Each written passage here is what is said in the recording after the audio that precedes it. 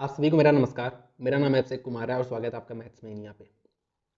तो आज ये मैथ्स मंथन सीरीज़ की दूसरी क्लास है और आपको पता है इस सीरीज़ का मोटिव यही है कि पेपर आपका चाहे जैसा आ जाए, आप मैक्स टू मैक्स स्कोर कर पाओ। मतलब जो क्वेश्चन आप कर सकते हो वो तो भाई करके ही आओ, उसको नहीं छोड़ना है, ठीक है। और आपको पता है इस सीरीज में मैं सिर्फ क्वालिटी क्वेश्चंस करा रहा हूँ जो थोड़े डिफिकल्ट टाइप के हैं, और थोड़ा हम वैरायटी ऑफ क्वेश्चंस कर रहे हैं अलग अलग एग्जाम से, जिससे थोड़ा हमारा जो है ना समझने का लेवल थोड़ा अच्छा हो, हम अलग अलग लैंग्वेज के साथ ढल जाए, ठीक है।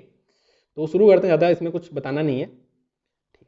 और एक बात है कि आप वीडियो को पॉज करके क्वेश्चन पहले आप खुद से पढ़ा करो, क्योंकि जब आप क्वेश्चन पढ़ोगे तो आप अलग अलग टाइप की लैंग्वेजेस से फैमिलियर होते चले जाओगे। ऐसा नहीं कि क्वेश्चन देखते ही आपको डरना नहीं है, समझ रहे हो। इसलिए इसकी आदत डालो कि क्वेश्चन पहले खुद से पढ़ो, क्योंकि अगर मैं पहले बोल दिया ना, उसके बाद आप पढ़ोगे तो आपको थोड़ी चीज़ें समझ में पहले से आ जाएगी। इसलिए क्वेश्चन खुद से पहले एक बार पढ़ लिया करो। शुरू करते हैं। देखो रवि जो है, रवि की स्पीड 40 किलोमीटर पर आवर से जा रहा है रोड पे। विजय जो है उससे 54 मीटर पीछे है और उसकी जो स्पीड है सेम डायरेक्शन में जा रहा है। अशोक एक और बंदा है, वो क्या कर रहा है, वो अपोजिट डायरेक्शन में जा रहा है 50 किलोमीटर पर आवर की स्पीड से। 225 मीटर की दूरी है रवि से उसकी, ठीक है। फिर हमें क्या करना है, the speed in kilometre hour at which Vijay, तो विजय की स्पीड हमें बतानी है शायद। So drive so that the all three crosses each other at the same time, मतलब तीनों सेम टाइम पे मतलब मिले। मतलब विजय की स्पीड कितनी हो कि तीनों सेम टाइम पे मिले। तो एक काम करते हैं ना, हम पहले एक बार फिगर ड्रॉ कर लेते हैं तो हमें समझ में आ जाएगा कि क्या बातें चल रही हैं। तो देखो सिंपल सी बात है, रवि की जो स्पीड है वो 40 किलोमीटर पर आवर है, इस डायरेक्शन में मान लेता हूं मैं। विजय इससे 54 मीटर पीछे है, ये 54 मीटर पीछे है और इसकी स्पीड भी सेम डायरेक्शन में जो हमें नहीं पता है। अब अशोक एक और बंदा है जिसकी स्पीड क्या है, अपोजिट डायरेक्शन में है रवि के, ठीक है। और ये 225 मीटर दूर है, तो यहाँ पे आप देखो 225 मीटर दूर है और ये आपका इसकी स्पीड इस डायरेक्शन में होगी और 50 किलोमीटर पर आवर की स्पीड है और ये है हमारे अशोक भाई साहब, ठीक है। तो आपके मन में एक सवाल आ सकता है ये ना कि 225 मीटर दूर इधर भी तो हो सकता था, तो इसकी स्पीड अपोजिट डायरेक्शन में होगी, तो रवि की स्पीड राइट हैंड साइड है तो इसकी लेफ्ट हैंड साइड होगी। लेकिन यहाँ पे ऐसे करने से ना ये कभी मिलेंगे नहीं आपस में, समझ रहे हो। ये इधर जा रहा है, रवि भाई इधर जा रहे हैं, तो ये कहाँ मिलेंगे, कभी नहीं मिल पाएंगे। तो इसलिए ये वाला डायरेक्शन नहीं होगा, मतलब इस तरफ नहीं होगा, उसी तरफ होगा राइट हैंड साइड पे, ठीक है। तो एक बात अब बता दो, हमसे पूछ रहे हैं कि ये तीनों एक साथ मिल रहे हैं तो विजय की स्पीड कितनी होगी। तो एक बात बता दो, जब तीनों एक साथ मिल रहे हैं तो भाई दोनों ये जो रवि और अशोक है वो भी भाई मिलेंगे उसी समय पे। जिस समय पे अभी अशोक मिल रहे हैं उसी समय पे तीनों ही मिलेंगे, या आप कोई भी दो पेयर ले लो वो उसी समय पे मिलेगा, समझ रहे हो। दो मिल रहे हैं तो भाई तीनों मिलेंगे, तीनों मिल रहे हैं तो दो तो मिलेंगे ही, ये चीज है। तो पहले हम रवि और अशोक को मिला देते हैं और हम देख लेते हैं कि हमारा कितना समय बाद अशोक और रवि मिलते हैं। तो हमें पता है 225 मीटर की दूरी है, डायरेक्शन अपोजिट है स्पीड का, तो स्पीड ऐड हो जाएगी। 90 किलोमीटर पर आवर स्पीड है, इसको हम मीटर पर सेकंड में कन्वर्ट कर देंगे तो आपको 18 25, तो ये आपका 9 सेकंड आ जाएगा कि 9 सेकंड बाद आपके अशोक और रवि मिले होंगे। अब 9 सेकंड बाद ये मिले हैं तो आपको पता है 9 सेकंड बाद ये आपके रवि और विजय भी मिले होंगे, फिर 9 सेकंड बाद ही। तो देख लेते हैं रवि से 9 सेकंड बाद मिल रहे, तो इनके बीच की जो दूरी थी, जो रिलेटिव डिस्टेंस 54 मीटर का है, जो समय कितने समय बाद 9 सेकंड बाद मिल रहे हैं, तो जो इनके बीच का रिलेटिव स्पीड हो जाएगा वो 6 मीटर पर सेकंड आ जाएगा। ये विजय और रवि के बीच का रिलेटिव डिस्टेंस है। और आपको पता है विजय की ही स्पीड ज्यादा होगी तभी ये मिले होंगे, अदरवाइज कैसे मिल पाते। जब विजय धीरे ही दौड़ेगा और वो तेज जा रहा है तो मिल ही नहीं पाएंगे कभी, विजय की स्पीड ज्यादा होगी। और विजय की ही स्पीड इससे रवि की स्पीड से 6 मीटर पर सेकंड ज्यादा होगी। लेकिन हमें ये किलोमीटर पर आवर दिया है तो हम इसको किसमें, किलोमीटर पर आवर में चेंज कर लेते हैं। तो आपको सिंपल 18/5 कर देना है, तो आपको ये 108/5 दिख जाएगा, जिसको आप कितना लिख सकते हो, 1.6 किलोमीटर पर आवर लिख सकते हो। मतलब जो विजय की स्पीड है वो 21.6 किलोमीटर ज़्यादा है रवि से, तो इसकी स्पीड 40 है तो इसकी 61.6 किलोमीटर पर आवर हो जाएगी। और हमसे यही पूछा था तो हमारा ये वाला आंसर करेक्ट हो जाएगा। आसान सा क्वेश्चन था और हम शुरुआत आसान से ही कर रहे हैं, फिर क्वेश्चन काफ़ी अच्छे अच्छे आ जाएंगे। तो क्वेश्चन खुद से पढ़ लो, याद दिला दे रहा हूँ, ठीक है। In a company 20% of the employees work in a manufacturing department, मतलब मैन्युफैक्चरिंग डिपार्टमेंट में 20% एम्प्लॉय काम करते हैं। If the total salary obtained by all the manufacturing employees is 1/6 of the total salary obtained by all the employees in the company. इसका मतलब ये है कि जो टोटल सैलरी है, मतलब टोटल सैलरी का मतलब ये है, यहाँ पे एक बंदे की सैलरी की बात नहीं हो रही है, यहाँ पे जो भी नॉन फैक्चरिंग डिपार्टमेंट जितने भी बंदे हैं अगर उनकी सैलरी में इकट्ठा कर लो और जो टोटल बंदे हैं जो टोटल उनकी सैलरी इकट्ठा कर लो, तो ये वाली वैल्यू 1 है, ये वाली 6 है, क्योंकि ये 6 है, टोटल वैल्यू 6 है तो ये इसका 1/6 है तो ये 1 हो जाएगी। इतनी बात आपको क्लियर हो गई ना, ठीक है, तो मतलब इसका मतलब बेसिकली ये है ना कि टोटल सैलरी अगर 6 है तो जो एक सैलरी है ये किसको मिल रही है, ये जो है मैन्युफैक्चरिंग डिपार्टमेंट में काम कर रहे हैं, ठीक है, मैन्युफैक्चरिंग डिपार्टमेंट में काम कर रहे हैं। और जो 5 सैलरी है ये नॉन वालों को मिल रही है, नॉन मैन्युफैक्चरिंग डिपार्टमेंट जो है ये 5 सैलरी उनको मिल रही है, ठीक है, ये रेशियो दिया है हमें। और आपको एक बात और पता है, 20% इंप्लॉय जो है ये मैन्युफैक्चरिंग डिपार्टमेंट में काम कर रहे हैं और जो बच गए उसमें काम कर रहे हैं, मतलब 80% उसमें काम कर रहे हैं। तो आप ऐसा भी कर सकते हो, 1% काम, एक लोग इसमें काम कर रहे हैं, इसमें 4 लोग काम करेंगे, मतलब 1:4 में जो काम कर रहे हैं ये आपके बंदे हो गए, कितने बंदे काम कर रहे हैं, और ये आपकी टोटल सैलरी होगी, ये टोटल सैलरी है, ठीक है, ये बंदे हो गए, टोटल नंबर ऑफ बंदे, तो 1:4 में होंगे, ठीक है। अब हमसे क्या कह रहा है, then the ratio of average salary obtained by manufacturing employees to the average salary obtained by the non manufacturing employee. Average salary क्या होता है, total salary upon number of लोग, तो टोटल सैलरी 1 है, यहाँ पे नंबर ऑफ लोग 1 है, यहाँ पे टोटल सैलरी 5 है, यहाँ पे नंबर ऑफ लोग 4 है, तो यहाँ से आप देख लो कि 1:5/4 आ रहा है, तो 4/5 हो जाएगा आपका करेक्ट आंसर जो हमसे पूछा है, ठीक है। अगला क्वेश्चन देखते हैं, बहुत ही आसान क्वेश्चन था, अभी तक जो भी क्वेश्चन थे बहुत आसान थे। देखो मीनू जो है, क्वेश्चन खुद से पढ़ लो पहले, उसके बाद Meenu purchase a pair of sunglass at 1000 रुपए and sales to Kanu at 20% profit, ठीक है। फिर कनू सेल बैक 20% लॉस, ठीक है। फिर वो फिर से बेच रहा है, ठीक है, और हमसे कुछ लिखा है तो हम इसको बनाते चलते हैं ना शुरू से ही। तो देखो यहाँ पे पहले मीनू की बात हुई है और फिर बात हुई है यहाँ पे किसकी, कनू की। तो मीनू 1000 रुपए का खरीदता है या खरीदती है और उसको 20% प्रॉफिट पे, मतलब 1200 पे बेच देता है कनू को। Then Kanu sales it back to Meenu at 20% loss, तो फिर ये आप ऐसे आगे ही दिखा लो मीनू को, तो ये दोबारा इसको बेच देती है 20% लॉस पे। 20% लॉस का मतलब ये होता है अगर 10% लॉस होता है तो इसका 20% कितना हो गया, इसका 10% 120 हो गया, इसका 20% 240 हो गया, इसमें से 240 घटा दो, उतना ही लॉस हुआ है। तो इसमें जब 240 घटाओगे तो पहले 200 घटा दो, फिर 40 घटा दो, तो 960 का मीनू को बेचता है। इतनी बात क्लियर है ना, ठीक है। अब क्या कह रहा है, Meenu sells the same pair of sunglasses to Tanu, ठीक है, ठीक है। फिर से मीनू जो है वो कनू को फिर से बेच, तनु को, तनु आ गई, कनू, कनू को ये क्या, तनु, तनु कोई और है, अच्छा तनु कोई और आ गया, कोई बात नहीं, तनु कोई और, नया बंदा आ गया कोई, तनु, ठीक है, ठीक है। तो तनु को बेच देती है। The total profit made by Meenu from all her transaction is 500, ठीक है। तो उसको जो मीनू को जो फायदा होता है टोटल का 500 का फायदा होता है। तो आप देखो यहाँ पे 200 का फायदा तो इसको तब हुआ था जब ये कनू को बेचा था, और टोटल 500 का फायदा हो रहा है, तो आपको 300 फायदा ये यहाँ पे होगा जब इसने तनु को बेचा, तनु को बेचा तो 300 का फायदा हुआ, समझ गए। तो हमसे पूछ क्या रहा है कि if then the percentage of profit made by Meenu when she sold a pair of sunglasses to Tanu, तो जब तनु को बेचा तो उसको कितना प्रॉफिट हुआ। तो आपको एक बात पता है 200 प्रॉफिट यहाँ पे हुआ, टोटल 500 का प्रॉफिट हुआ, तो 300 प्रॉफिट यहाँ पे होगा, तभी तो टोटल 500 का प्रॉफिट होगा। तो जब 300 का प्रॉफिट हुआ तो इस पे 300 का प्रॉफिट हुआ, तो 300/960 × 100। तो ये क्वेश्चन बहुत ही ज़्यादा आसान था। तो बेसिकली 32 को 1000 से डिवाइड कर दो, तो 32 तिहाई आपका होता है 96, 40, तो 31 पॉइंट समथिंग ही आएगा। तो 31 पॉइंट समथिंग आपका एक ही ऑप्शन है, तो यही ऑप्शन आपका हो जाएगा करेक्ट, और बहुत ही आसान सा क्वेश्चन वो भी था। अब क्वेश्चन देखते हैं, ये क्वेश्चन थोड़ा सा अच्छा है, देखते हैं क्या कह रहा है। A B M N N ये नेचुरल नंबर है और ए ग्रेटर देन 1 है, बी ग्रेटर देन 1 है। तो हमें ये कुछ दिया है और हमसे पूछा है largest possible value of n minus M. तो सबसे पहले आप अगर ध्यान से देखो तो n माइनस एम की जो वैल्यू होनी चाहिए वो लार्जेस्ट होनी चाहिए। तो हमारी कोशिश ये रहेगी कि n की वैल्यू को बड़ा से बड़ा रखा जाए और m की वैल्यू को छोटा से छोटा रखा जाए, ठीक है, ठीक है। तो हमारी n माइनस एम की वैल्यू लार्जेस्ट हो जाएगी, सबसे बड़ी हो जाएगी, ठीक है। तो हम पहले इसको ना थोड़ा सा इसको देख लेते हैं, इसको कैसे लिखें हम, ठीक है। तो आप पहले इसको तोड़ लो, तो ये आपका 12 × 12 होता है, फिर 12 को भी तोड़ लो तो 4 × 3 होता है, मतलब 4 का स्क्वायर 3 का स्क्वायर बन गया, ठीक है। और 4 का जो स्क्वायर है ना उसको फिर 2 में तोड़ लो, 2 की पावर 4 और आपका 3 का स्क्वायर बन गया। तो इसको सिंपली मैं 2 की पावर 4 और 3 का स्क्वायर लिख सकता हूँ। या आप देखो यहाँ पे ऐसे भी देख सकते थे, ये 16 × 9 ही तो है, तो 2 की पावर 4 3 का स्क्वायर, ये मैंने लिख दिया, और इसकी पावर आपकी 145 है। तो अगर मैं इसको थोड़ा सा खोल के लिख दूं, एकदम ही खोल के लिख दूं, तो 2 की पावर 290 और 580, 580 हो गई, और 3 की पावर आपकी कितनी हो गई, 290 हो गई। तो ये दिया है आपको, ठीक है। अब हमको अब ध्यान से देखो ना, हमें n माइनस एम की पावर मैक्स टू मैक्स निकालना है, ठीक है। तो यहाँ पे आप कोई भी a हो सकता है, कोई भी b हो सकता है। अगर ये a है तो ये आपका m हो जाएगा, ये आपका b है तो ये आपका n हो जाएगा।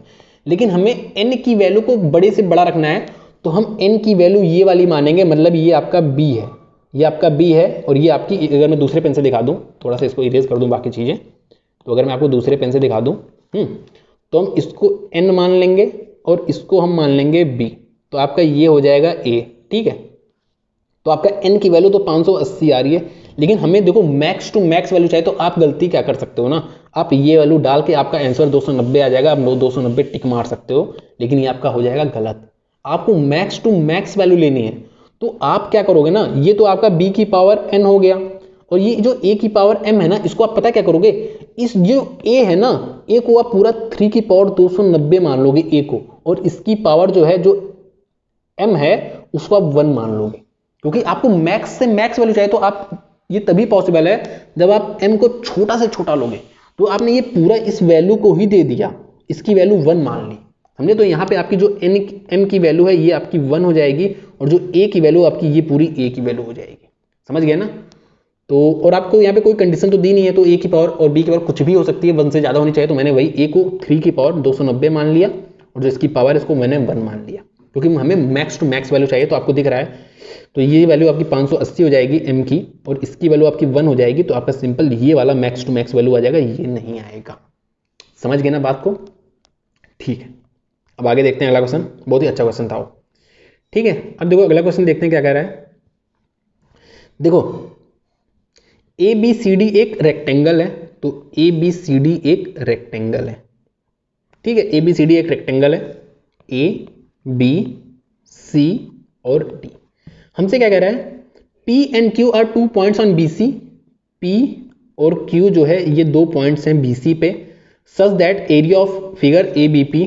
ठीक है, अगर मैं ABP की बात करूं तो ये हो गया ABP, और ये हो गया आपका APQ। ठीक है, तो area of ABP, APQ and AQCD, तो आपको दिख रहा होगा, वैसे मुझे यहाँ पे दिखाने की जरूरत नहीं है। ABP ये वाला हो गया, फिर आपका APQ ये वाला हो गया, और फिर आपका AQC आपका ये वाला हो गया, AQCD आपका ये पूरा वाला हो गया। तो इसकी एरिया की बात करें तो इसको मैं इरेज कर देता हूँ, क्योंकि मुझे लिखना पड़ेगा चीज़ें, तो आपको दिखे क्लियर हर चीज़। ठीक है, तो इनका जो एरिया ये आपका GP में है, GP में मतलब AR स्क्वायर ARQ ऐसे। ठीक है, if the area of figure ACQD, आप एक बार AQCD एक बार आप ना ध्यान से देखो, उन पॉइंट्स को देखो, क्योंकि मैं ऐसे उंगली से तो दिखा नहीं सकता, हाइलाइटर से दिखा सकता हूं, लेकिन आप वैसे देख सकते हो खुद से ही। तो AQCD का जो आपका एरिया है ना, वो 1/4 टाइम्स है। एक सेकंड में एक बार इसको सही कर लूं। ठीक है, देखो AQCD का जो एरिया है वो 4 टाइम्स है ABP का, तो इसका एरिया अगर 1 है तो इसका एरिया 4 हो जाएगा कि नहीं। ठीक है, और आपको पता है ये जो तीनों एरिया हैं ये आपके GP में है। तो जब ये तीनों एरिया GP में, तो पिछले क्लास में मैंने आपको बताया, अगर ये तीनों एरिया GP में है, या अगर 3 नंबर कोई GP में है, अगर 3 नंबर ज्योमेट्रिक प्रोग्रेशन में है, तो जो बीच वाला नंबर होता है वो अपने पहले और बाद वाले का ज्योमेट्रिक मीन होता है। ठीक है, ये मैं आपको एक बार और रिकॉल करा दे रहा हूं। अगर 3 नंबर AP में है, तो जो बीच वाला नंबर होता है अपने एडजेसेंट नंबर का अर्थमेटिक मीन होता है। अगर 3 नंबर GP में है, तो जो बीच वाला नंबर रहेगा वो अपने एडजेसेंट नंबर का ज्योमेट्रिक मीन होगा। अगर 3 नंबर HP में है, तो जो बीच वाला नंबर होगा वो अपने एडजेसेंट नंबर का क्या होगा, हार्मोनिक मीन होगा। ठीक है, तो जो ABP का जो भी एरिया, जो भी वैल्यू होगी ना, वो इन दोनों की ज्योमेट्रिक मीन होगी। ज्योमेट्रिक मीन क्या होता है, √AB, तो √1 × 4 मतलब 2, तो इसका जो एरिया होगा वो 2 हो जाएगा। इसमें आपको कोई भी शक नहीं होना चाहिए, बहुत ही आसान सा चीज था जो मैंने आपको बताया। मतलब इसका एरिया 1 है, इसका एरिया 2 है, इसका एरिया 4 है। ठीक है, अब हमसे बताना है कि हमें बताना है BP, PQ और QC का हमें बताना है रेशियो। तो हमें ये 9/6 से कोई मतलब नहीं है, हमें सिर्फ रेशियो से मतलब है ना। तो यहाँ पे मैं क्या करता हूँ ना, मैं कोई भी एक वैल्यू मान लेता हूँ। यहाँ पे सपोज मैंने 2 वैल्यू मान ली, जो हाइट है हमारी, हाइट, या आप लेंथ भी ब्रेड्थ भी कह सकते हो, हाइट भी कह सकते हो, कुछ भी कह लो, हाइट। तो अगर इसका एरिया निकालना, इसका एरिया 1 है, अगर मैं आपको हाईलाइटर से दिखा दूं, तो अगर इसका एरिया 1 है, जो ग्रीन से पोर्शन से मैं कर रहा हूं, तो इसका एरिया अगर 1 है, तो आपको पता है बेस कितना हो जाएगा, बेस विद ऑब्वियस है, half into base into height होता है, तो इसका जो बेस हो जाएगा वो 1 हो जाएगा। इसको दूसरे पेन से मैं दिखा दे रहा हूं, इसका जो बेस है वो 1 हो जाएगा। ठीक है, एक से मैं क्लियर लिख दूं हर चीज एकदम। ठीक है, तो इसका बेस 1 हो जाएगा। ये रेशियो की ही बात कर रहा हूं, ये मैं साइड मान लिया हूं 2, तो मैं बात कर रहा हूं हमें रेशियो ही चाहिए। ठीक है, तो यहाँ पे अगर इस ट्रायंगल को देखो, जिसको मैं आपका दूसरे कलर से हाईलाइट कर रहा हूँ, ब्लू कलर से अगर मैं हाईलाइट करूँ इस वाले ट्रायंगल को, अगर आप देखो तो इसका एरिया 2 है, और इसका जो हाइट है अगर 2 है, तो इसका जो आपका बेस हो जाएगा वो कितना हो जाएगा, तो बेस ऑब्वियस है, बेस 2 हो जाएगा, half into base into height, तो half into base into height करोगे तो आपका 2 आना चाहिए, तो आप देखो 2 आ भी रहा है, ठीक है, तो ये हो गया। अब आप ये हमें देखो इन दोनों का रेशियो पता चल गया, लेकिन इन दोनों का रेशियो यहाँ पे भी है, यहाँ पे भी है, यहाँ पे भी 1:2 ही है, हमें ये निकालना, ये कैसे निकालोगे, तो इसको भी निकालना बहुत ही ज़्यादा आसान है। देखो क्या करना है आपको, सिंपल सा कुछ नहीं करना, देखो आपको एक ट्रेंगल ड्रॉ करना है ऐसे, यहाँ पे देखो, सॉरी ट्रेंगल कह रहा हूँ, इसको ऐसे अगर कर दो ऐसे ना, तो ये आपका रेक्टेंगल हो गया। अगर आप यहाँ पे इसको x मान लो तो ए बी क्यू एक्स जो है ये भी रेक्टेंगल है, और ये डायगोनल है, ए क्यू जो है वो डायगोनल, आप ध्यान से फिगर में देखो तो ए क्यू जो है वो डायगोनल है, और जब ए क्यू डायगोनल है तो आपको पता है जो एरिया होगा ना ये बराबर में ही बांटता है रेक्टेंगल, तो इसकी एरिया देखो ये 1 और 2 3 एरिया है, तो इसकी भी एरिया 3 हो जाएगा, और इस पूरे के एरिया 4 थी, तो इसकी एरिया 1 हो जाएगी कि नहीं, ये बता दो बस, इसकी एरिया 1 हो गई कि नहीं, 1 हो गई। अब बता दो आप, जब इसकी एरिया 1 है, इसका जो हाइट है, हाइट तो 2 है ना, तो हाइट 2 है, तो ये कितना हो जाएगा, ये हाफ हो जाएगा, तभी तो इसका एरिया 1 होगा, length into breadth equal to area, ठीक है, तो इसका एरिया हाफ हो गया। तो आपको रेशियो देखो निकल के आ गया 1:2:1, इसको अगर 2 से मल्टीप्लाई कर दो तो 2:4:1, बहुत ही ज़्यादा आसान सा क्वेश्चन था, तो ये डी वाला ऑप्शन आपका करेक्ट हो जाएगा, ठीक है, ठीक है। अगला क्वेश्चन देखते हैं, देखो ध्यान से, देखो क्या कह रहा है, और ट्रेंगल इज ड्रॉन विद, आप देख रहे होगे ना क्वेश्चन, आपको हो सकता है देखने में थोड़ा सा टफ लग रहा हो, लेकिन जब हम कर रहे हैं तो बहुत ही आसानी से क्वेश्चन सारे हो जा रहे हैं, ठीक है। देखो a triangle is drawn with its vertices on the circle C such that one of its side is a diameter of C, मतलब जो सर्कल सी है उसका डायमीटर है जो एक साइड है, and other 2 side had length ratio इतना। तो हम पहले सर्कल को ड्रॉ कर लेते हैं, सर्कल तो नहीं ड्रॉ हो पाया, बेकार सा ओवल ड्रॉ हो गया, कोई बात नहीं, सर्कल को एक ड्रॉ कर लेते हैं। तो कह रहा है जिसकी जो एक साइड है ना वो इसके डायमीटर पे लाई कर रही है, ठीक है, ठीक है। तो आपको पता है जो अब ये ट्रेंगल होगा ना ये 90 डिग्री ही सबटेंड करेगा, क्यों, क्योंकि जो आपका डायमीटर होता है वो आर्क पे जो लेंथ ड्रॉप करता है ना सबटेंड करता है 90 डिग्री करता है, तो आपका ये 90 डिग्री हो गया, और इसकी जो साइड का रेशियो दिया वो A:B दिया है, और इसका जो रेडियस दिया वो आपको R दिया है, तो आप इसको पूरे को 2R मान लो डायमीटर को, ठीक है। तो हमसे इस जो ट्रेंगल बनाया ना इसका ही हमें एरिया पूछा है, तो यहाँ पे आप A और B मान सकते हो, वहाँ आपको रेशियो दिया, लेकिन आप A और B मान लो, कोई दिक्कत नहीं है। तो जो इस ट्रेंगल का एरिया हो जाएगा वो हाफ AB हो जाएगा, इस ट्रेंगल का एरिया, क्योंकि राइट एंगल ट्रेंगल है, तो base into height, half into base into height, तो हाफ AB आ गया। लेकिन जब आप ऑप्शन में देखोगे तो आपको ऑप्शन में कहीं पे भी नहीं दिखेगा ये चीज़। फिर आपको क्या करना है, आपको यहाँ पे एक रिलेशन तो ये पता है कि जो A² + B² है वो 4R² है, ये बात तो आपको पता है पाइथागोरस से। तो हम क्या करते हैं ना, यहाँ पे आप देखो A² + B² आपको हर जगह दिख रहा है, तो वहाँ पे आप सिंपली 4R² डाल दो। तो मैंने इसकी जगह 4R² डाल दे, तो आप देखो R² से तो R² चला गया, लेकिन ये AB/8 आ गया, जो मेरा आंसर नहीं है। यहाँ पे अगर मैं 4R² डाल दूँ तो देखो R² से R² चला गया आपका R², और यहाँ से आपका हाफ चला गया, तो ये आपका हाफ AB बन गया, और यही मेरा एरिया भी आया था, तो मेरा ये वाला ऑप्शन करेक्ट हो जाएगा, ठीक है। समझ गए ना मैंने क्या किया, तो इसको मैं इरेज कर देता हूँ जिससे आपको चीज़ें समझ में आ जाए जब मैं आपको PDF दूंगा, ठीक है। तो मेरे ख्याल से आपको चीज़ें सारी क्लियर हो गई होंगी, बहुत ही आसान सा क्वेश्चन था, ठीक है। अब क्वेश्चन थोड़े से अच्छे आ गए, इनको भी करते हैं। APGP क्योंकि मैंने आपको पढ़ाया नहीं है, तो क्वेश्चन के जरिए ही आपकी चीज़ें कंप्लीट हो जाएगी, काफ़ी चीज़ें, ठीक है।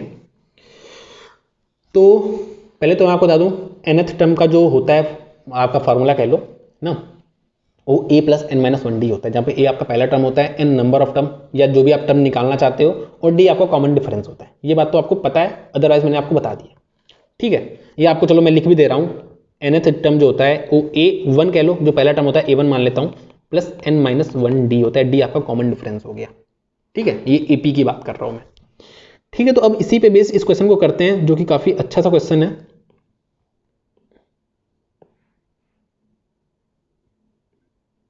ठीक है, देखो तो हमसे क्या कह रहा है, A5 = B9 है, तो A5 को मैं क्या लिखूं, मैं A1 + 4n-1 मतलब 5 - 1D, तो ये आपका ये हो जाएगा A5 = B9 दिया, तो B1 + 8D2, क्योंकि जो B वाली सीरीज है उसका मैंने मान लिया कॉमन डिफरेंस आपका क्या है, B है, सॉरी D2 है कॉमन डिफरेंस, और जो आपकी पहली वैल्यू है B1 है, और जो पहला वाला है इसका A1 है, और इसका जो कॉमन डिफरेंस है वो D1 है, इसका जो पहला टर्म है वो B1 है, और जो कॉमन डिफरेंस है वो D2 है। तो ये चीजें बेसिक है। अब ये वाला अगर मैं देखूं तो ये क्या पता चल रहा है मुझसे, इससे A19, अगर A19 को मुझे लिखना तो ऐसे ही तो लिखूंगा A19, और अगर B19 लिखना तो B19 ऐसे लिखूंगा, ये B19 हो गया। तो अगर मैं इसको सॉल्व कर लूँ अगर थोड़ा सा, तो a1 से a1 चला जाएगा, b1 से b1 चला जाएगा, ये आपका 14d1, वैसे माइनस आएगा लेकिन दोनों जगह माइनस आएगा तो वो हट जाएगा। इक्वल्स टू आपको जो दिख रहा है वो आपको 10d2 दिख रहा है, तो आपका d1 अपॉन d2 जो दिख रहा है वो आपका 5:7 दिख रहा है। ठीक है, अब आपसे क्या कह रहा है, shows that the common difference of both the series are prime number, जो उन दोनों का जो कॉमन डिफरेंस है, जो उसका जो रेशियो आ रहा है, मतलब जो कॉमन डिफरेंस है, जो d1 और d2 की जो बात करो वो आपका प्राइम नंबर ही होना चाहिए। तो प्राइम नंबर मतलब ये की है आपका 5 और 7 ही होना चाहिए, क्योंकि प्राइम नंबर है तो भाई 5 और 7 ही होगा। इसके अलावा अगर आप जैसे 10 और 14 लेते तो ये आपका प्राइम नंबर नहीं ना है, तो इसको छोटा से छोटा काट लेना है, तो यही इसका प्राइम, यही इसकी मतलब कॉमन डिफरेंस है। अब मुझे यहाँ पे रेशियो नहीं पता है, मुझे एग्जैक्ट वैल्यू पता है d1 और d2 की, मुझे क्या पता है, एग्जैक्ट वैल्यू d1 और d2 की। ठीक है, तो हमें यहाँ तक हमारा हो गया काम। अब देखो क्या करते हैं, देखो देखो अब क्या कर रहा है, देखो अब हमें सिंपल सा a11 बताना है। a11 कैसे बताओगे, a1 प्लस 10 d1, यहाँ पे आपको d1 तो पता है, d1 की वैल्यू क्या है, d1 की वैल्यू आपकी कितनी है, 5 है, तो यहाँ पे आपका 50, a1 प्लस 50 हो जाएगा। लेकिन आपको a1 नहीं पता है, a1 कैसे निकालोगे, तो आप कोई भी एक इक्वेशन ले लो, ये वाली इक्वेशन छोटी, इसको ले लेते हैं। तो आपको b1 भी नहीं पता है, तो b1 कैसे निकालोगे, देखो b2 की वैल्यू, अगर आपकी b2 की वैल्यू 0 है तो b1 की वैल्यू कितनी होगी, अगर कॉमन डिफरेंस 7 है तो इससे वैल्यू 7 कम होगी तो -7 होगी। आखिर कॉमन डिफरेंस 7 है ना भाई, ये कॉमन डिफरेंस 7 आना चाहिए, तो b1 की वैल्यू -7 होगी, तो b1 की वैल्यू -7 डाल दो, तो a1 प्लस 4d1 कितना होगा, d1 की वैल्यू जब 5 है, d1 की वैल्यू 5 है तो 20 हो जाएगा, इक्वल्स टू b1 मेरा -7 है, प्लस 8d2 की वैल्यू 7 है, 56 हो गया, तो ये आपका 49 हो गया। ये आपका a1 इक्वल टू कितना हो जाएगा, 29 हो जाएगा, तो a1 आपका 29 हो गया, यहाँ पे डाल दो 29 प्लस 50 इक्वल्स टू 79। तो ये भी क्वेश्चन बहुत ही आसान सा था, इसमें कुछ भी टफ नहीं था। ठीक है, अगला क्वेश्चन करते हैं। देखो अगला क्वेश्चन अच्छा क्वेश्चन है, आसान है। देखो यार सारे क्वेश्चन आसान है, अब तक आपको भले से लग रहा हो टफ, लेकिन है आसान। देखो क्या कह रहा है, an and bn be two sequences such that an इतना है, bn इतना है, for all natural number n, then the largest 3 digit number आपको बताना है that is common in both the series। तो एक बार हम दोनों सीरीज लिखते हैं कि क्या चल रहा है। तो आपको दिख रहा है एक बार तो पहले जो nth टर्म होता है वो a1 प्लस n-1d होता है, तो आपको पता चल रहा है कॉमन डिफरेंस आपका इसका d 6 है, और जो आपकी जो पहला टर्म है वो 13 है। तो अगर मैं a वाली सीरीज लिखूं, a वाली अगर मैं सीरीज लिखूं a वाली, तो मुझे दिख रहा है ये 13 है, फिर आपका कितना है 13 6 19 है, फिर आपका 25 है, और ऐसे ही आपका ये सीरीज जा रहा है। अगर मैं ऐसे ही बी सीरीज की बात करूँ तो आपको पता चल रहा है पहला टर्म 15 है और कॉमन डिफरेंस 7 है, तो 15 7 22 7 29, और ऐसे आपकी ये सीरीज जा रही है। अब हमसे क्या पूछ रहा है, then the largest 3 digit number that is common in both this sequence, दोनों सीक्वेंस में जो कॉमन ऐसे सबसे बड़ी वैल्यू बताओ। ठीक है, एक बात आप बता दो ना, ये देखो ये किसी का मल्टीपल तो है नहीं, ये भी किसी का मल्टीपल तो है नहीं, तो हम ऐसे, वैसे तो हम अगर मल्टीपल रहता तो हम एलसीएम निकाल लेते हैं, जिसका भी मल्टीपल रहता है उसका हम एलसीएम निकाल लेते हैं, तो हमारा ये कॉमन वैल्यू पता चल जाती है। लेकिन यहाँ पे मुझे कोई मल्टीपल नहीं दिख रहा, लेकिन आप थोड़ा सा ऑब्जर्व करोगे तो आपको दिख रहा है कि ये 6 का ही मल्टीपल है, सब में +1 +1 +1 +1 +1 कर दिया है, 6 के ही मल्टीपल है ये सारे, ये भी 7 के ही मल्टीपल हैं सारे, बस इसमें +1 +1 +1 +1 ऐसे कर दिया है। ठीक है, तो मतलब अगर 6 और 7 का कोई मल्टीपल कॉमन है जो 42 है, तो 42 में अगर मैं +1 कर दूं तो दोनों ही सीरीज में आएगा। क्यों, क्योंकि देखो ये जो सीरीज है ये आपका 6 का ही मल्टीपल है, हम +1 कर दे रहे हैं, तो जो 42 नंबर वो भी 6 का मल्टीपल है, उसमें हम +1 कर दे रहे हैं तो 43 आ जा रहा है। ऐसे ये जो है ये भी 7 का ही मल्टीपल है, लेकिन हम सब सारी वैल्यूज में +1 बस कर दे रहे हैं, एक आगे बढ़ जा रहे हैं, तो जो 42 है 7 का ही मल्टीपल है, उसमें +1 कर दिया 43 आ गया, मतलब दोनों में 43 आ ही रहा है। समझ रहे हो ना, ऐसे ही अगर मैं 6 और 7 के मल्टीपल की सबसे लार्जेस्ट वैल्यू देख लूं जो 3 डिजिट है, उसी में अगर मैं +1 कर दूं तो दोनों ही सीरीज में आएगा। ठीक है, तो मुझे वही करना है। तो आपको दिख रहा है 42 जो है ना, 42 जो वैल्यू 7 में 6 में भी आती है और 7 में भी आती है 42, तो इसी का जो हमें लार्जेस्ट 3 डिजिट इंटीजर बताना है, तो जो लार्जेस्ट 3 डिजिट नंबर है ना वो निकालने, उसमें +1 कर देंगे तो हमारा ये आंसर आ जाएगा। तो अगर मुझे लार्जेस्ट निकालना तो थोड़ा क्विक करने के लिए बता रहा हूँ, देखो ये 420, क्योंकि मुझे 999 के आसपास ही जाना है ना, मतलब 999 के आसपास जाना है, तो देखो 420 840 दोनों में आएगा, 6 से भी जा रहा है 7 से भी जा रहा है ये नंबर।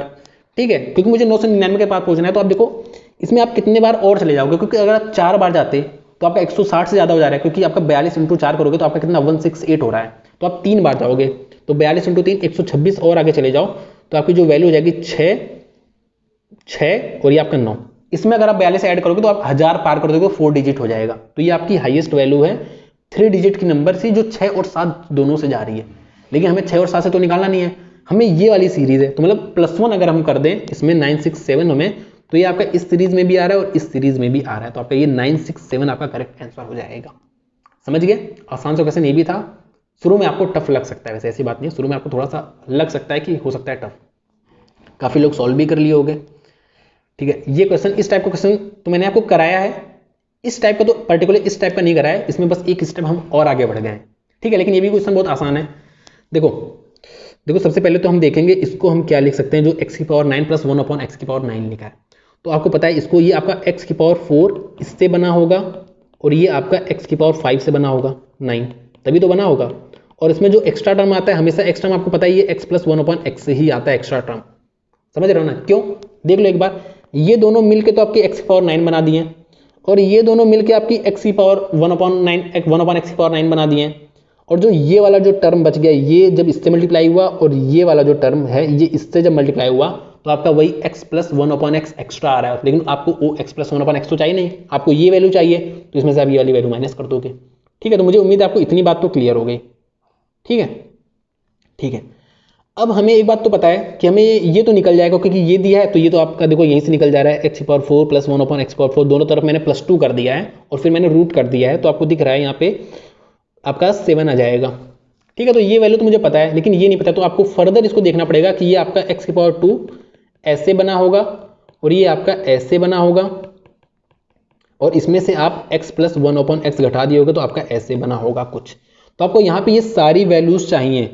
ठीक है, तो हम इसको एक बार और तोड़ लेते हैं। तो आपका ये x² + 1/x² जो बनेगा, मैंने +2 दोनों साइड कर दिया फिर रूट कर दिया, तो आपका यहाँ पे 3 बन जाएगा।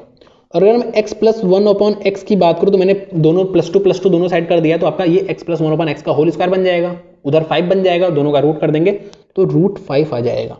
अब मुझे देखो यहाँ पे सारी वैल्यूज पता है, मुझे ये वाली वैल्यू नहीं पता है बस, बाकी मुझे सारी वैल्यू दिख रही है यहाँ पे, तो इसको भी निकाल लेते हैं। तो आपका x³ + 1/x³ क्या होता है, n³ - 3n। तो n³ करोगे तो आपका 5√5 आ जाएगा और -3n मतलब 2√5 बच जाएगा मेरा। यहाँ पे 2√5 मेरा बच गया है। अब मुझे सारी ही वैल्यूज पता है यहाँ पे, मुझे ऐसी कोई वैल्यू नहीं जो मुझे नहीं पता। तो बस कर लेते हैं। दूसरे पेन से अगर मैं आपको दिखाऊं तो देखो, इसकी जो वैल्यू है वो आपको कितनी दी है, 7 दी है। इसकी जो वैल्यू है वो आपकी ये वाली है, तो इसको निकाल लो। ये वैल्यू कितनी आ रही है, x² + 1/x² कितना आ रहा है, 3 आ रहा है। x³ + 1/x³ कितना आ रहा है, 2√5 आ रहा है। और x + 1/x कितना आ रहा है, √5 आ रहा है। तो आपको दिख रहा है ये 5√5 बन रहा है। तो ये आपका 5√5 बन रहा है और इसकी वैल्यू कितनी है, √5 है। तो आप देखो 7 × 5 = 35, 35√5 - √5 आपका 34√5 बन रहा है। आप एक बार बता दो, क्या ये क्वेश्चन टफ है? बिल्कुल नहीं है, लेकिन आप हो सकता है थोड़ा घबरा जाओ। ठीक है, इसलिए मैं आपको ला रहा हूं, जिससे घबराओ मत आप। ऐसा क्वेश्चन आ जाए चाहे किसी और टाइप का क्वेश्चन आ जाए, ऐसा नहीं कि मैं आपको जो टाइप बता रहा हूं उसी टाइप का आएगा तभी आप कर पाओगे। आपके अंदर एक पेशेंस बस बनना चाहिए, फिर चाहे जो क्वेश्चन है आपका एक पेशेंस से आप कर लोगे क्वेश्चन। समझ रहे हो ना? तो ठीक है, अगला क्वेश्चन देखते हैं। ये क्वेश्चन काफी अच्छा है। ठीक है, देखो मुझे बताना है, the sum of first 2 natural numbers each having 15 factor, मतलब कोई भी ऐसा नंबर हो जिसमें 15 फैक्टर्स हो, जिसके 15 फैक्टर्स हो और उसमें 1 और इटसेल्फ इंक्लूड होना चाहिए, मतलब दोनों इंक्लूड करके उसके जो टोटल फैक्टर्स हैं वो 15 होने चाहिए। ठीक है, तो एक हम इसको करने से पहले ना मैं एक बार देख लेते हैं कि जो नंबर ऑफ फैक्टर्स होते हैं, किसी भी नंबर का number of factors including 1 and itself ना, इंक्लूडिंग 1 एंड इटसेल्फ, तो ये क्या फॉर्मूला होता है? अगर आपका जैसे 2 की पावर 5 है, 3 की पावर 7 है और यहाँ पे आपका 5 लिख दो, एक सेकेंड, 5 की पावर 3 है और ऐसे जा रहा है। यहाँ पे आपके क्या होने चाहिए, आपको कोई भी नंबर देना, आपको इस फॉर्म में तोड़ लेना है और यहाँ पे आपके प्राइम नंबर से होने चाहिए, 2 3 5 ऐसे प्राइम नंबर से होने चाहिए। ठीक है, तो अगर मुझे इनका टोटल नंबर ऑफ फैक्टर्स निकालना है 1 और इटसेल्फ लेके, वो नंबर लेके, ऐसे कोई भी वैल्यू हो सकती है, कितनी भी बड़ी वैल्यू हो सकती है ना। ठीक है, और यहाँ पे कितना भी पावर हो सकता है। तो सिंपली हम क्या करते हैं, इनकी पावर्स में 1 1 ऐड करते चले जाते हैं और मल्टीप्लाई करते चले जाते हैं। तो इसके जो नंबर ऑफ फैक्टर्स होंगे इतने होंगे ना, इसकी पावर में +1 किया, इसकी पावर में +1 किया, इसकी पावर में +1 किया और 3 को मल्टीप्लाई कर दिया, तो ये आपके नंबर ऑफ फैक्टर्स हो गए। ठीक है, इतनी बात आपको क्लियर हो गई ना? तो ये आपका नंबर ऑफ फैक्टर्स होता है। अब इस क्वेश्चन को करते हैं। देखो, तो देखो पहली बात तो आपसे कह रहा है ना, the sum of first 2 natural number, पहले 2 नेचुरल नंबर होने चाहिए, मतलब छोटे से छोटे होने चाहिए वो नेचुरल नंबर ना, क्योंकि फर्स्ट 2 नेचुरल नंबर है, जिनके जो फैक्टर है वो 15 है। अगर मैं आपको बात करूँ, सिंपल सी बात करूँ, देखो 2 की पावर अगर मैं 14 कर दूँ, सिंपल सा फंडा, 2 की पावर 14 कर दूँ तो इसके कितने नंबर ऑफ फैक्टर्स होंगे? तो आप बता दोगे 14 + 1 हो जाएगा, क्योंकि आगे कोई वैल्यू नहीं तो मल्टीप्लाई नहीं करोगे तो 15 हो जाएगा। लेकिन यहाँ पे दिक्कत क्या आ रही है ना, ये वैल्यू बहुत ज़्यादा बड़ी हो जाएगी, बहुत ज़्यादा बड़ी हो जाएगी। ठीक है, तो हमें क्या करना है ना, हमें बस चीज़ों को थोड़ा खोल के लिखना है जिससे वो वैल्यू बहुत ही कम आए। जैसे अगर मैं बात करूँ 15 को मैं कैसे लिख सकता हूँ, 15 को मैं लिख सकता हूँ, आपको 15 क्या लिख सकता हूँ मैं, 3 × 5 लिख सकता हूँ, 5 × 15 होता है। तो अगर मैं यहाँ पे ऐसे लिख दूँ इसी चीज़ को 2 की पावर 2 और 3 की पावर 4 लिख दूँ ऐसे, तो आपको दिख रहा है इसका अगर नंबर ऑफ फैक्टर निकालूंगा तो मैं 3 × 5 करके निकालूंगा, 15 फैक्टर आ रहा है, मतलब इस नंबर का 15 फैक्टर आ रहा है। तो इसको मैंने खोल दिया है एकदम। अच्छा एक बात और बता दूं, क्या ये सबसे छोटा नंबर है? नहीं, ये मैंने गलती कर दी, ये सबसे छोटा नंबर नहीं। सबसे छोटा नंबर के लिए क्या करूंगा मैं, ये जो बड़ी वाली वैल्यू है ना इसको छोटे पे रखूंगा, छोटी वाली वैल्यू को बड़े पे रखूंगा, तो मतलब 2 की पावर 4 और 3 की पावर 2 रखूंगा, तब ये इसका भी फैक्टर 15 आ रहा है, ध्यान से देखो तो। और ये छोटी वैल्यू है, इससे छोटी वैल्यू है, तो मैं ये वाली वैल्यू लूंगा।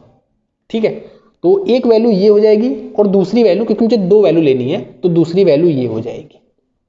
ठीक है, क्योंकि इसके अलावा आप 3 × 5 के अलावा कोई पेयर बना नहीं पा रहे हो, तो आपको मतलब एक को आपको ऐसे 3 बनाना पड़ेगा, एक को आपको 5, मतलब एक को 4 रखना पड़ेगा, एक को 2 रखना पड़ेगा, तो आप ऐसे ही बना पाओगे, अदरवाइज आप नहीं बना पाओगे इस चीज़ को। ठीक है, अदरवाइज वैल्यू आपकी बहुत बड़ी हो जाएगी। या दूसरा आपका क्या है 15 × 1, तो 15 × 1 पे मैंने आपको दिखा दिया कि क्या वैल्यू बन जा रही थी, 2 की पावर 14, 2 की पावर 14, और देख लो कितनी बड़ी वैल्यू हो जा रही थी। मतलब आप ये 2 वैल्यू ले सकते हो, तो इन्हीं दोनों को आपको ऐड कर देना है सिंपल। ये जो 2 नंबर आपको दिख रहे हैं 2 की पावर 4, 3 की पावर 2, और जो 2 की पावर 2 और 3 की पावर 4 दिख रहा है, इसी को आपको ऐड कर देना है। तो इसमें से आप 2 की पावर 2, 3 की पावर 2 कॉमन ले लो, तो आपका 2 की पावर 2 और 3 की पावर 2 आपको दिख रहा है, तो ये आपका 4 9 36, और ये आपका 4 9 13, तो 360 और 108, तो आपका 468 आपका आंसर आ जा रहा है। तो ये आपकी वैल्यूज़ का सम हो जाएगा। ठीक है, उम्मीद है आपको क्लियर होगा। आपको मैं एक चीज़ और बता दे रहा हूँ, एडिशनल इन्फॉर्मेशन यहाँ पे थोड़ा सा और दे दे रहा हूँ। जैसे अगर मुझे बताना होता कि 30 फैक्टर है, 30 फैक्टर है, 30 फैक्टर होने चाहिए, अगर मैं आपको बता दूं कि 30 फैक्टर होने चाहिए, तो आप देखो ऐसा एक नंबर तो आप ऐसा ले लेते, इसके भी 30 फैक्टर हैं, लेकिन आपको पता है कि ये वैल्यू काफ़ी बड़ी जा रही है। ठीक है, काफ़ी बड़ी जा रही है वैल्यू। ठीक है, तो मुझे यहाँ पे मिनिमम वैल्यू, सबसे छोटी वैल्यू बतानी है, तो मैं क्या करूँगा, इसको मैं तोड़ूंगा जितना मैं तोड़ सकता हूँ। तो इसको मैं तोड़ लूंगा 2 × 3 × 5 में, इसको पूरा तोड़ूंगा मैं वैसे तोड़ तो 6 × 5 में भी कर सकता था, लेकिन मैं इसको पूरा तोड़ूंगा क्योंकि मुझे वैल्यू काफ़ी वैसी रखनी है, छोटी से छोटी वैल्यू रखनी है। तो अब मैं क्या करूँगा, मैं 2 की पावर को 5 दूंगा, क्योंकि छोटी वाली वैल्यू को पावर 5 दूंगा, तब क्या होगा मुझे सबसे छोटी वैल्यू मिलेगी। तो 2 की पावर 5 दूंगा, और फिर 3 की पावर को मैं 3 दूंगा, और 5 की पावर को मैं, क्योंकि 4 नहीं ले सकता क्योंकि आपको प्राइम नंबर ही लेना है, तो 5 की पावर को सबसे छोटी वाली पावर दूंगा, तो ये मेरा मिनिमम वैल्यू हो जाएगा जिसके आपके फैक्टर्स 30 होंगे। सॉरी, एक बात मैं आपको बताऊँ यहाँ पे, आप सॉरी मैंने गलती कर दी, यहाँ पे तो फैक्टर 6 × 4 × 3 हो जाएगा ना, मुझे एक एक कम लेना था। तो बेसिकली मैं 2 की पावर 4 लूंगा, 3 की पावर 2 लूंगा, और 5 की पावर में 1 लूंगा। तो यहाँ पे आप ध्यान से देखो, तो जो फैक्टर बनेंगे वो 5 × 3 × आपके 2 बन जाएंगे, तो 5 × 15 दूना 30, तो आपके 30 फैक्टर बन जाए। तो ये मिनिमम नंबर हो जाए जब फैक्टर्स 30 होंगे। तो मुझे उम्मीद है आपको चीज़ें समझ में आ गई होगी ये वाली। ठीक है, अगला क्वेश्चन देखते हैं क्या कह रहा है। देखो, Anil mixes cocoa with sugar in the ratio of 3:2। तो कोकोआ और शुगर 3:2, अनिल मिक्सचर ए, ये मिक्सचर ए है आपका। यहाँ पे फिर क्या कह रहा है, कॉफ़ी और शुगर का जो रेशियो है वो आपका 7:3 है, और ये आपका मिक्सचर बी है। अब क्या कह रहा है, he combine mixture A and B in 2:3, 2:3 में मिला रहे, तो आपको पता है पहले हमें बराबर करना पड़ेगा। तो आपको दिख रहा है ये 3 2 5 है, ये 7 3 10 है, तो इसको भी इसका भी टोटल 10 बना लेंगे, तो हम 6:4 लिख देंगे। तो अब देखो ये भी अब 10 बन गया, तो ये भी 10 है, ये भी 10, तो बराबर हो चुके हैं। और जब बराबर हो चुके हैं फिर हम इसको 2:3 में मिला दिए, 2:3 में मिला दें, तो आपको दिख रहा होगा जो कोकोआ पाउडर है, कोकोआ, वैसे यहाँ पे 3 आइटम हो गए, कोकोआ है, शुगर है और कॉफ़ी है, 3 आइटम है ना यहाँ पे। तो कोकोआ आपका 12 है, शुगर आपका 4 दूनी 8 और 7 तिरिक 21, सॉरी 3 तिरिक 9 और 4 दूनी 8, तो 8 9 17 हो गया ना, 9 8 17। शुगर आपका 17 है, कॉफ़ी आपका 21 है। ठीक है, ये आपका तीनों का रेशियो हो गया। हमसे कह रहा है, ठीक है, if he mixes C with equal amount of milk to make a drink, मतलब जितना सी है, सी जो मिक्सर तैयार हुआ, जो आपका सी ये तैयार हो चुका है, इतना ही वो पानी मिला देता है, मतलब जो इसका अमाउंट इतना ही पानी मिला देता है। तो आपको दिख रहा है ये कितना है आखिर में, देखो आप देखो यहाँ पे 10 20, 40 और 40, 50। तो 50 है टोटल, ये 50 पानी मिला देता है, मतलब टोटल जो आपका मिक्सर है वो 100 का हो जाता है अब। ठीक है, तो हमसे पूछ रहा है शुगर का बता दो तुम परसेंटेज, तो शुगर इसमें 17 ही तो है और टोटल 100 है, तो 17% आपका आ गया शुगर। आसान सा क्वेश्चन था ये भी। अगला क्वेश्चन देखते हैं। देखो, there are 3 person A B C in a room, if a D joins the room the average weight of the person in the room reduces by x kg। Instead of D अगर E join करता तो जो average weight है वो 2x से increase कर जा रहा है। 2x kg, यहाँ पे kg पहले लिखा गया, 2x kg से इंक्रीज कर जा रहा है। तो हमें वेट बताना है ई का, और हमें से क्या कह रहा है, if the weight of E is 12 kg more than D, अगर जो ई का वेट है वो डी से 12 kg ज्यादा है तो हमें x की वैल्यू बतानी है। तो हमसे जो कह रहा है हमें ओ पहले लिखते हैं। देखो ए बी से कुछ एवरेज है, ए बी सी का कुछ वेट होगा, इनका जो एवरेज है कुछ होगा, तो मैं मान लेता हूं ना इनका ए बी सी का जो वेट है ना वो ये डॉट है, डॉट है, कोई वैल्यू हो सकती है, कुछ भी हो सकती है वैल्यू डॉट वाली, मैंने ऐसे डॉट मान लिया। और डी रूम को ज्वाइन किया तो क्या हो रहा है ना, सबका वेट एक्स से कम हो जा रहा है। ठीक है, और मैंने आपको ये मैंने बराबर माना क्योंकि आपको मैंने बताया ना सबको बराबर बराबर ही बांटना है। तो मैंने क्या किया ना, मैंने जो डी इंटर किया ना, मैंने शुरू में माना कि इसका भी जो वेट है इन सबके बराबर ही है, लेकिन ये बराबर नहीं है, आपको भी पता है बराबर नहीं है, क्योंकि इसी की वजह से आपका कम हो जा रहा है सब में। मैंने शुरू में मान लिया कि इसका वेट इतना है, डॉट के बराबर है, डॉट की कोई वैल्यू होगी, इतना आप समझ जाओ। अब डी के आने से क्या हो रहा है ना, सबका एवरेज वेट एक्स से कम हो जा रहा है, मतलब सबके जो वेट में एक्स माइनस एक्स कर दूं अगर मैं सबके वेट में, तो ऑब्वियस है सबका वेट एक्स से कम हो जाएगा और वो एवरेज वेट भी एक्स से कम हो गया। ठीक है, ठीक है, लेकिन ये जो वेट माइनस हुआ है ना सबका, ये वेट डी के आने से हुआ है, मतलब जो डी है ना ये पूरा माइनस में वेट लेके आया होगा अपने पास, तो डी का जो वेट है डॉट -4x है। आखिर ये जो डी आया है ना, ये अपने साथ एवरेज वेट जो इनका था उतना तो था ही, और साथ में ये -4x वेट और लेके आया, उससे क्या हुआ ना, इसने x x x सबको माइनस में बांट दिया, तो पूरे का वेट -x से कम हो गया, समझे, एवरेज वेट x से कम हो गया, समझ गए, इतनी बात आपको समझ आ गया। तो d का जो वेट है वो डॉट माइनस डॉट कोई भी वैल्यू हो सकती है, -4d का वेट है। अगर मैं यहीं पे e की बात करूं ना, e की बात, यहाँ पे a b c थे, इनका वेट ये डॉट डॉट डॉट सबका बराबर वेट है। ई का भी मैंने मान लिया, शुरू में मैंने मान लिया कि इसका भी वेट डॉट है, लेकिन आपको पता है ई का वेट डॉट नहीं है। क्यों? क्योंकि ई की वजह से आने से ही सारा गेम बिगड़ जा रहा है। अब ई की वजह से आने से क्या हो रहा है, सबका जो एवरेज वेट है ना वो 2x से इंक्रीज कर जा रहा है, मतलब सबका वेट 2x से बढ़ जा रहा है, क्योंकि एवरेज है तो सब में 2x बड़ा होगा। ठीक है, लेकिन आपको एक बात पता है, ये जो x बड़ा है ना, ये ई के आने की वजह से ही बड़ा है, तो मतलब ये अपने साथ 8x वेट और लाया होगा, मतलब जितना वेट था उतना तो मैं लेके आया, लेकिन मैं 8x वेट अपने साथ और लेके आया और मैं सबको 2x बांट दिया, जिसकी वजह से मेरा एवरेज वेट 2x से इंक्रीज कर गया। ठीक है, तो आपको यहां से पता चल रहा है जो d का वेट है डॉट -4x है, e का वेट आपका डॉट +8x है, तो जो डिफरेंस है आपको दिख रहा है 12x का डिफरेंस है d के वेट में और e के वेट में, और इसी की वैल्यू जो आपको दी है वो आपको 12 kg दी है, तो आपका यहां से x की वैल्यू बिल्कुल ही आसानी के साथ 1 kg आ जा रही है, जो कि आपका ये वाला आंसर करेक्ट हो जाएगा। ठीक है, मुझे उम्मीद है आपको ये मैंने बहुत ही लेमैन भाषा में, बहुत ही आसान भाषा में मैंने आपको चीजें समझाई हैं, और ऐसे मैंने आपको एवरेज चैप्टर में भी पढ़ाया है, बिल्कुल मतलब बहुत ही सरल भाषा में, तो आप जाके मेरा एवरेज वाला चैप्टर भी देख सकते हो अगर आप नए हो तो, अदरवाइज तो आप देख ही चुके होंगे। ठीक है, देखो क्या कह रहे हैं, ये क्वेश्चन बहुत ही शानदार है, बहुत ही ज्यादा आसान है, अगर आप चीजों को सोच पा रहे हो, चीजों को फील कर पा रहे हो ना, तो ये जो क्वेश्चन है ये बहुत ही ज्यादा आसान है, लेकिन देखने में बहुत ज्यादा टफ है। अब देखो क्या कैसे करेंगे, देखो अब मर्चेंट, इसको थोड़ा मैं दूसरे पेन से कराता हूँ ना, थोड़ा अच्छा पेन रहे तो मजा आएगा।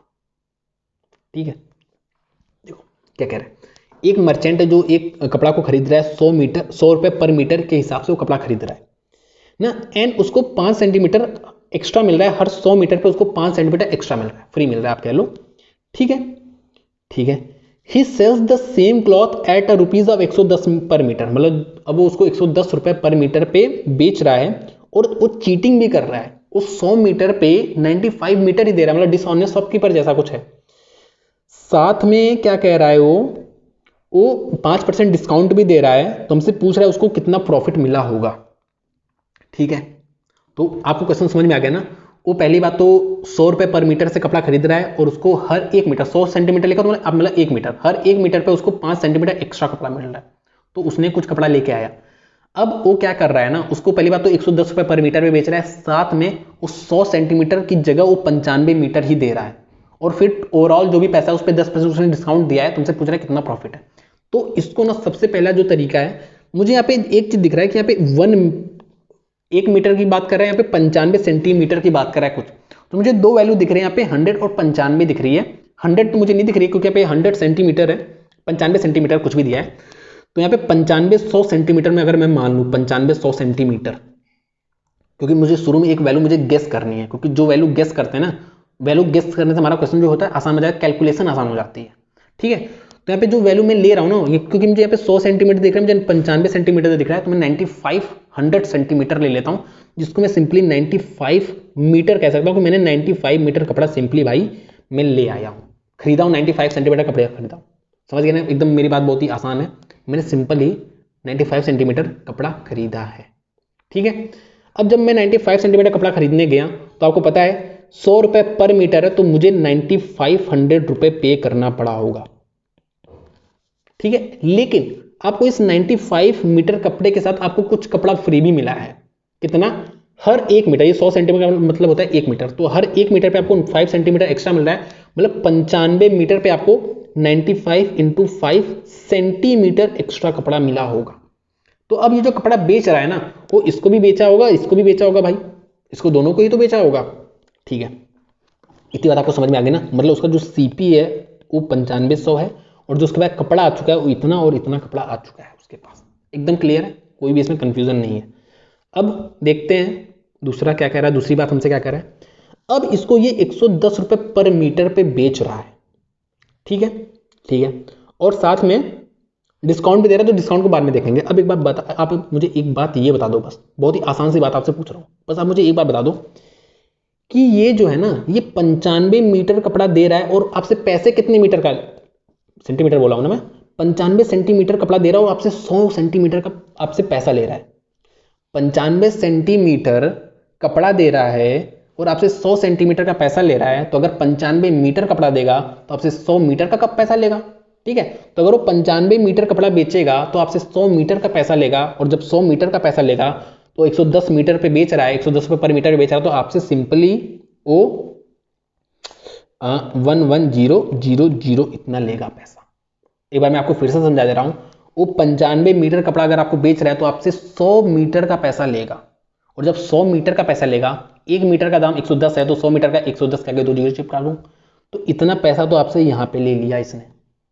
इतनी बात आपको एकदम क्लियर है, इसमें कुछ भी कंफ्यूजन नहीं रखना है।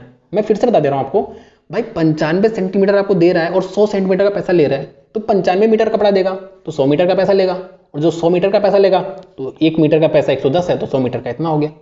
लेकिन वो ये भी कपड़ा बेचा होगा। ठीक है, अब इसको भी बहुत ही आसान से देखो, बहुत ही आसान से कर रहा हूं मैं। यहाँ पे देखो 95 मीटर के 5 कपड़े ही तो हैं, यही तो है भाई, 95 सेंटीमीटर के 5 कपड़े ही हैं। तो जब आप 95 सेंटीमीटर आपको देगा तो 100 सेंटीमीटर का पैसा ले रहा है, तो अगर 95 इंटू 5, मतलब आप कह लो कि 90, फिर से समझा दे रहा हूँ, बहुत ही आसान सा है।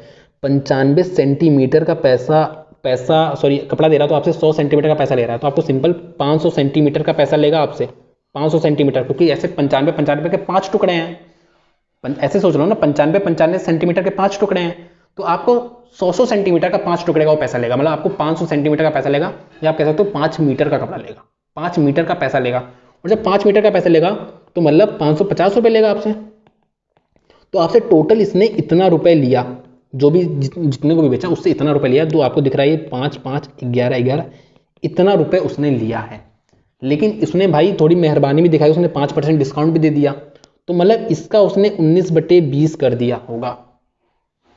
ठीक है, तो इतना पैसा पे उसने बेचा है।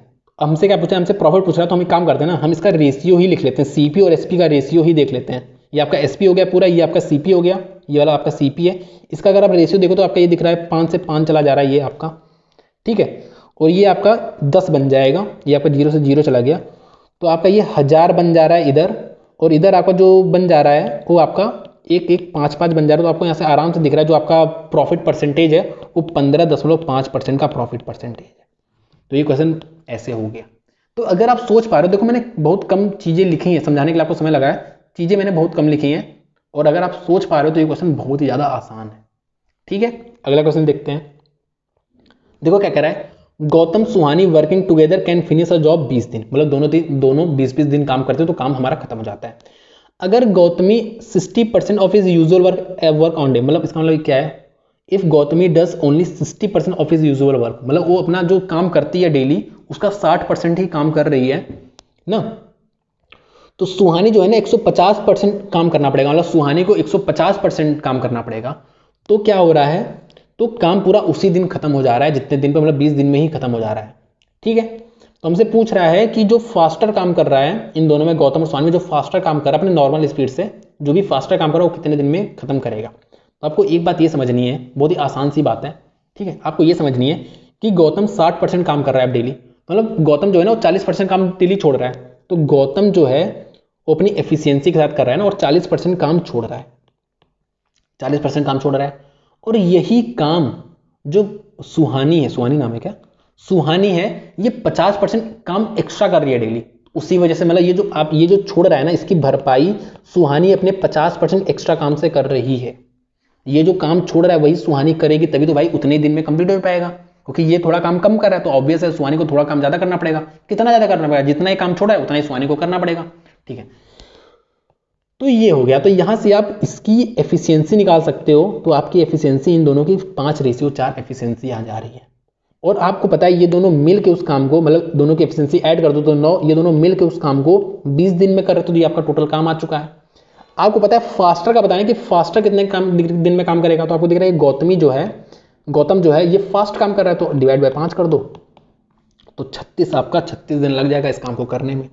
बता दो कैसा क्वेश्चन लगा, और आपको बताओ आसान है कि नहीं। आसान है, बिल्कुल आसान है। तो आखिरी क्वेश्चन करते हैं, ये आखिरी क्वेश्चन है और आसान सा क्वेश्चन है, बहुत ही ज्यादा आसान क्वेश्चन है, आप खुद से भी कर सकते हो।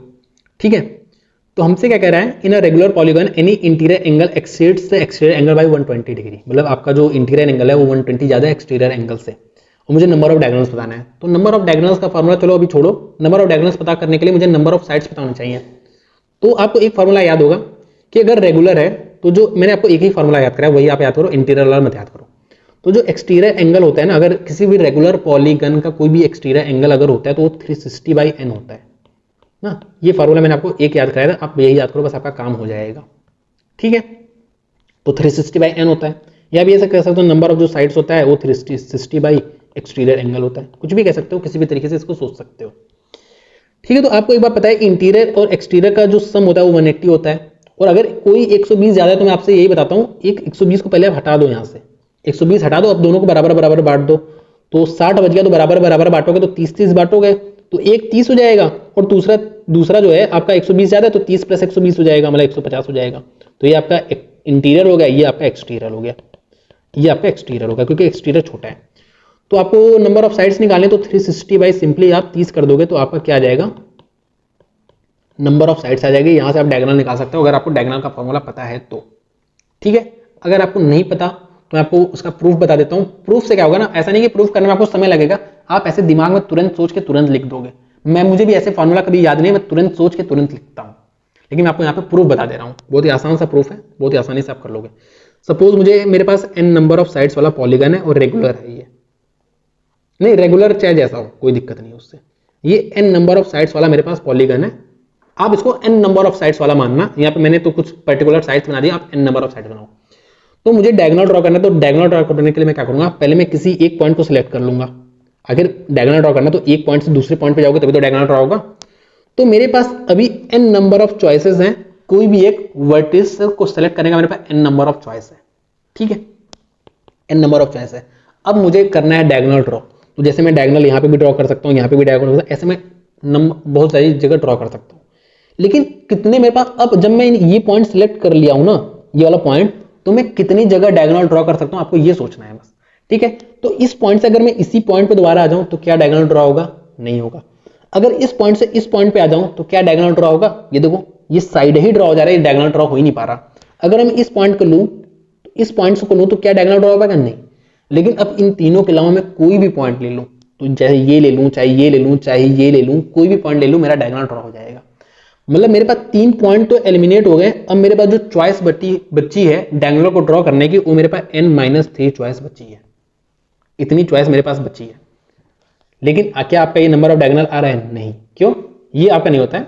ऐसा क्यों नहीं होता है, क्यों ऐसा मैं बता रहा हूँ आपको, अगर आपको दूसरे कलर से मैं आपको बताऊं तो मैंने क्या किया, सपोज मैंने ये वाला पॉइंट सेलेक्ट किया और मैं यहां से इस वाले पॉइंट पे गया, तो ये एक डायगोनल ड्रॉ होगा। लेकिन अभी तो मैंने ये वाला जो मैंने शुरू में पॉइंट सेलेक्ट किया था, मैंने ये वाला पॉइंट सेलेक्ट किया था। लेकिन अगर यही मैं शुरू में, अगर मैं शुरू में ये वाला पॉइंट सेलेक्ट किया होता, अगर मैं दूसरे ब्लैक कलर से दिखाऊं ना, शुरू में अगर मैं ये वाला पॉइंट सेलेक्ट किया होता और मैं इस वाले पॉइंट से इस पॉइंट पे जाता, ये भी जा सकता था ना। तो यहाँ पे वो डायगोनल जो है ना वो रिपीट हो जा रहा है, सारे डायगोनल आपके दो दो बार रिपीट हो जा रहे हैं। तो इसलिए आप इसको डिवाइड बाई 2 कर दोगे तो आपका ये डायगोनल का फॉर्मूला आ जाता है। ठीक है, अब इसको सोचने में मुझे कितना समय लगेगा, मुझे पता है शुरू में मैं n number of side select कर सकता हूँ, और अब मुझे पता है ये बात भाई 3 को तो मैं सेलेक्ट नहीं कर पाऊंगा क्योंकि मेरे पास अब जो चॉइस बचे वो n/3 होगी। लेकिन मुझे ये भी पता है कि सारे डायगोनल 2 बार रिपीट होते हैं, तो डिवाइड बाई 2 ऐसे मैं डायरेक्ट लिख दूंगा। तो आपको जो दिख रहा है 12 × 9 n-3 डिवाइड बाई 2, तो आपका यहाँ पे 54 नंबर ऑफ डायगोनल्स आ जाएगा। तो ये आपका आज की क्लास फिनिश हो गई। तो मुझे उम्मीद है बहुत ही अच्छे क्वेश्चन किए हम लोग। इसकी पीडीएफ आपको मेरे चैनल पे मिल जाएगी, तो आप आराम से इसको सॉल्व कर सकते हो। बहुत ही अच्छे अच्छे क्वेश्चन है, तो इसको आप खुद से सॉल्व कर लेना एक बार, जिससे आपकी जो मतलब आपको चीज़ें मतलब याद हो जाए और आप एक प्रैक्टिस हो जाए खुद से। ठीक है, बाकी अगर आपको पसंद आया हो तो आप वीडियो को अपने दोस्तों के साथ शेयर कर सकते हो, लाइक कर सकते हो, सब्सक्राइब कर सकते हो। बाकी आप समझदार हो। Thank you so much.